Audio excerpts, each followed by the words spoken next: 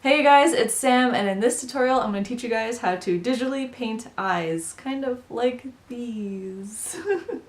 Just a quick note, I'm using Photoshop, but you can use whatever digital program you want. A lot of these concepts and techniques are transferable through different programs, so don't stress if you don't know Photoshop.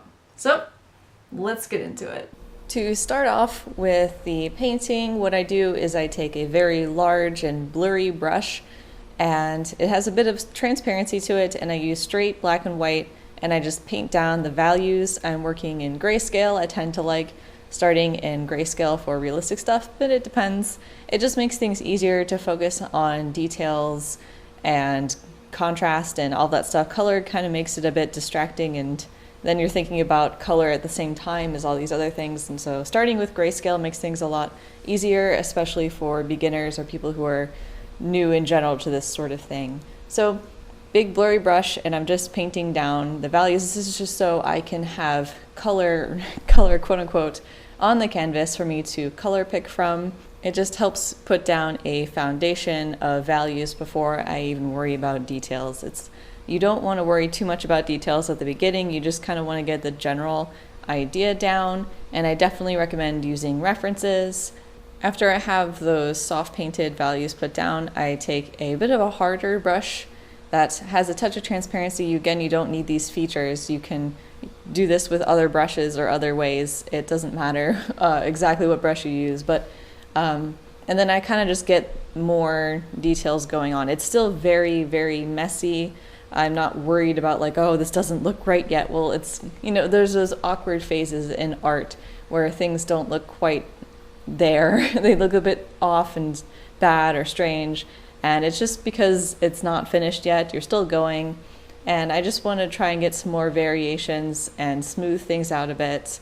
And I'm also using the smudge tool to blend, and I have a tutorial on that, and I'll link that in the description. You don't need the smudge tool to blend. If you're using Paint Tool Sci, for example, there's the water tool that can be pretty nice, or you can just use normal brushes and just color pick and lay down each stroke and just kind of paint it like that. So again, these features aren't necessary. I also zoom in and out quite a bit to try and make sure that everything looks okay, because sometimes if you're staring at something for too long from one distance, you can miss out on some details because you're really used to the picture, so it can look okay. So if you change the way the picture is to you, like if you move it further away, or if you flip the canvas, or you turn it upside down or something like that, you can often find mistakes that you otherwise wouldn't have seen. And you've probably noticed that I don't have a lot of layers. I actually don't like using a lot of layers, and when I blend like this, it's a lot easier if it's all condensed on one layer, and then if I want to, I can make a new layer, do some things that I'm a bit unsure about, and then condense that later on once it looks fine to me and I move on to the next step. Now for eyes, I like to save details like the eyelashes and the eyebrows and stuff like that for last, because you want to have that underlying skin still done and like formed.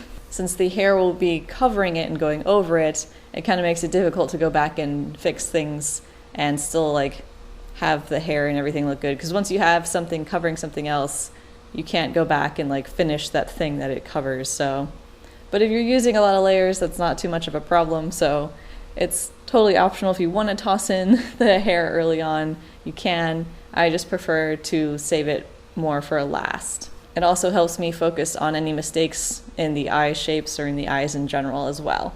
If you want to quick fix your values without having to do much in terms of editing, you can make a new layer, set it to overlay or soft light, and use straight black white and kind of just paint over it. And that can and you can change around the opacity, and that can really help you quick adjust your values without having to paint a lot more. You can also use things like the level adjuster and do things that way. It all depends, or you can use them all together. There's lots of different ways to fix your values. For skin texture, what I do is I just pick a brush and I change the scattering. I up the scattering to 100%, or just however much you can with both axes, and just kind of paint it around a bit randomly. I tend to use like a straight black in more darker areas and white in lighter areas, and then play around with either setting it to overlay or lower the opacity, and just gives that little bit of subtle touch and texture in the skin to help make it more realistic. I did it several times and several different ways with a couple different brushes. You don't have to do that, and you can also do some of these texturing by hand. I did do some of that in the inner corners of the tear ducts of the eyes. I just hand painted a couple of dots here and there, and I also did it towards the end as well, just a couple dots here and there, just to help make it a little bit more random. And if you're using a reference, like I would highly recommend, just take some minutes before you even start doing anything and just look at the picture and try and look at things that you normally wouldn't look at, or pay attention to things that you do normally look at, but then like really focus on it. Like, oh, maybe you didn't notice before that something was more like this, or that, oh, there's like this hair that goes this way, I never thought of it like that sort of thing. Now for the hair, I'm finally getting around to that. What I did is I started off with a dark gray, not black, and laid down with a bit of a wider brush than I wanted the final piece to look like. And I just put down a sort of base hair layer, and I did that for the eyelashes and the eyebrows. And that is just to have something kind of behind it, because once I come in, I'm going to come back in later with straight black and a thinner brush to kind of emphasize smaller details and make things look a bit just more detailed looking, have more texture, and having that bit of a background kind of helps build up this illusion of texture and depth to it.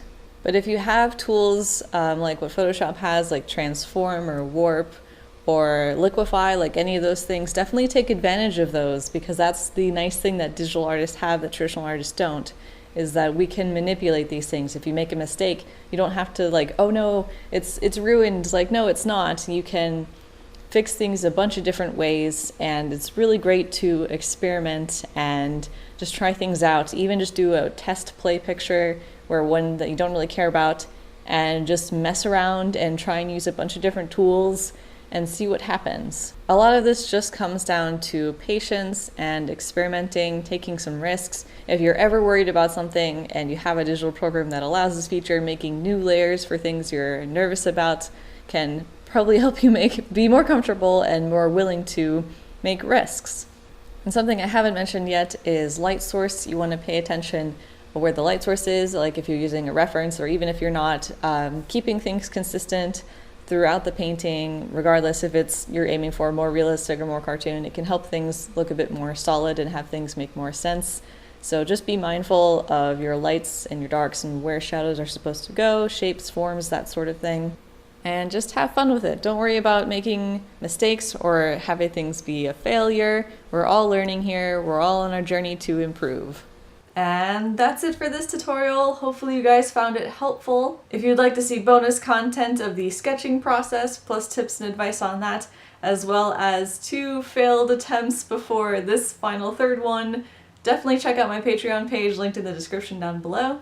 And if you like this video, feel free to give it a like and subscribe if you haven't already. I upload new art-related videos every Thursday and Saturday, all with the hopes to inspire you guys to improve. So I hope you guys enjoyed, and thanks for watching!